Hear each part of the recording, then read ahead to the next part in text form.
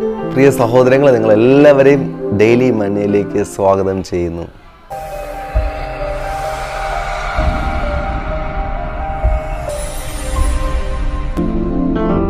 $276 യാത്രക്കാരുമായി ഒരു കപ്പൽ സമുദ്രത്തിലൂടെ പ്രയാണം ചെയ്യുകയാണ്. ആ കപ്പലിൽ പട്ടാളക്കാരുണ്ട്, തടവുകാരുണ്ട്, മറ്റ് യാത്രക്കാർ ഒക്കെ ഉണ്ട്. എന്നാൽ വളരെ സന്തോഷകരമായ ആ യാത്ര വേഗത്തിൽ ദുഃഖകരമായി തീരുന്ന ഒരു അനുഭവം കാണുവാനായിട്ട് സാധിക്കും. പ്രിയപ്പെട്ടവരെ, ഈ യാത്രയിൽ വേഗത്തിൽ ഒരു കൊടുങ്കാറ്റ് ഈ കപ്പലിനെതിരെ വീശുകയാണ്.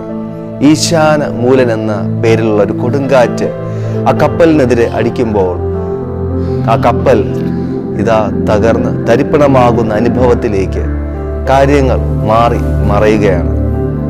തുടർന്ന് നമ്മൾ കാണുന്നത് ഇപ്രകാരമാണ്: ആ കപ്പലിലെ യാത്രക്കാർക്കൊക്കെ ജീവഹാനി സംഭവിക്കുമാറുള്ള ഒരു വലിയ പ്രശ്നം ഉണ്ടാവുകയാണ്.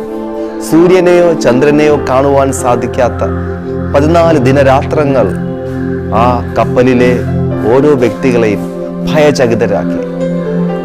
ഓരോ നിമിഷവും മരണം മുന്നിൽ കണ്ട് അവർ മുന്നോട്ട് നീങ്ങുകയാണ്.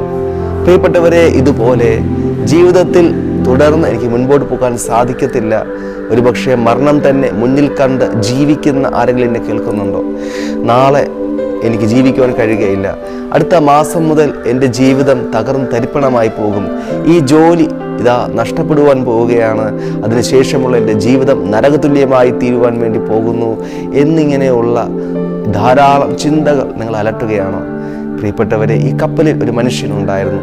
അവൻ്റെ പേരാണ് പൗലോസ്. ആ പൗലോസ് യേശു കർത്താവിനെ സ്നേഹിച്ച് യേശുവിനോടൊപ്പം ജീവിക്കുന്ന ഒരു വ്യക്തിയായിരുന്നു. ആ പൗലോസിനോട് ഒരു രാത്രികാലം കർത്താവ് ഇപ്രകാരം ഇടപെട്ടു, ഒരു ദൂതനിലൂടെ ഇപ്രകാരം ഇടപെട്ടു: അതെ, കപ്പലിനല്ലാതെ നിങ്ങളുടെ ആരുടെയും ജീവന് ഹാനി വരികയില്ല.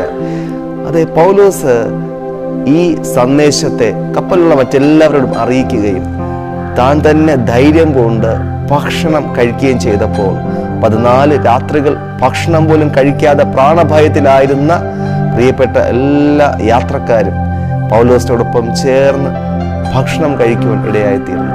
പ്രിയ സഹോദരങ്ങളെ, നിങ്ങളുടെ ജീവിതത്തിൽ ഒരുപക്ഷെ സാമ്പത്തികമായ പ്രതിസന്ധികൾ കാരണമോ എന്തെങ്കിലും പ്രതിസന്ധികൾ കാരണമോ ഭക്ഷണം പോലും കഴിക്കാൻ സാധിക്കാത്ത, കഴിച്ചാലും ഉള്ളിലേക്ക് ദഹിക്കുവാൻ സാധിക്കാതെ വണ്ണമുള്ള വലിയ വിഷമതകളിൽ നിങ്ങളായിരിക്കുന്നെങ്കിൽ ഞാൻ പറയട്ടെ, യേശുവിന് നിങ്ങളുടെ അവസ്ഥകളെ മാറ്റുവാനായിട്ട് സാധിക്കും.